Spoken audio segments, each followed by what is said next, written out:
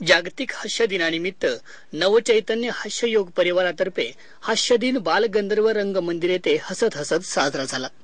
हास्य दिनाचं सगळ्यांचं स्वागत करूया वेलकम हास्याने। वेलकम हास्य शिरप।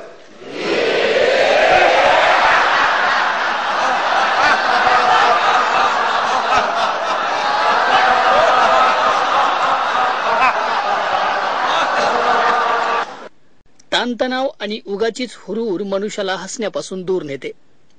मग कधीतरी औपचारिकता म्हणून खोट्या खोट्या हसण्याला पर्याय उरत नाही।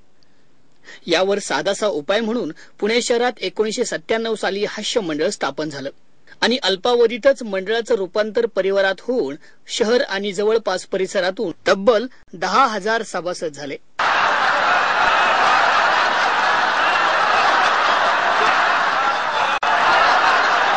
विनोदाची वाट या विषयावर प्रसिद्ध लेखिका मंगला गोडबोले यांनी व्याख्यान देऊन परिवारात भरभरून हास्य पसरवलं।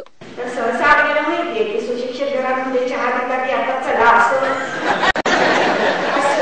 इथे जायचं नाही असं करताना हा कधी जाईल असं त्याच्याविषयी प्रश्न पडतो तो जाईल। असे सारे गमतीचे खेळ माझ्या मनामध्ये सुरू झाले। पुढे दत्तू बांदेकर वगैरे लोकांचे लेख पुस्तकं आम्ही खूपच आवडीने वाचतात। त्यावेळी अन्य क्रमांक नसल्याने वाचा असं म्हणजे सांगावं लागत नसे, वाचू नका असं सांगावं लागत असे। माझ्याविषयी माझी आई नेहमी म्हणायची की परमेश्वरांनी जर सगळं वाचायची सोय ठेवली असती